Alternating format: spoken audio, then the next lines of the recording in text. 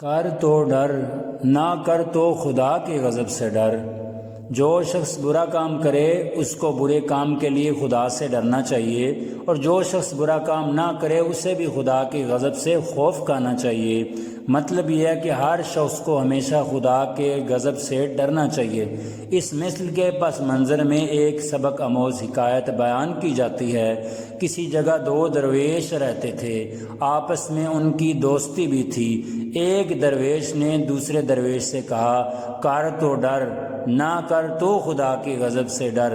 دوسرے درویش نے جواب دیا، اگر میں کوئی گناہ نہ کروں تو پھر خدا کے غضب سے کیوں ڈروں؟ کچھ دن کے بعد کسی چور نے بادشاہ کے محل سے ایک قیمتی ہار چوری کر لیا۔ وہ ہار لے کر جو ہی فرار ہوا، سپاہیوں نے اس کا پیچھا کرنا شروع کر دیا۔ پکڑ جانے کے ڈر سے چور نے اس کو دوسرے درویش کی گردن میں ڈال دیا۔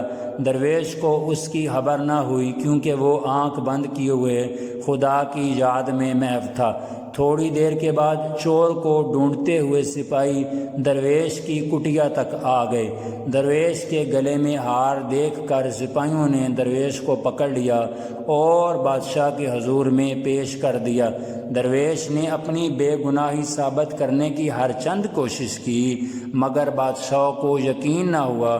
اس نے درویش کو چور سمجھ کر پھانسی کا حکم دیا۔ جب جلاد اسے پھانسی دینے کے لیے جا رہے تھے تو راستے میں پہلا درویش ملا۔ اس نے اس درویش سے کہا، جب تو نے چوری نہیں کی تو تجھے پھانسی کی سزا کیوں دی جا رہی ہے؟ اس لیے تو میں کہتا تھا کہ کر تو ڈر، نہ کر تو خدا کے غضب سے ڈر، مگر تو مانتا ہی نہیں تھا۔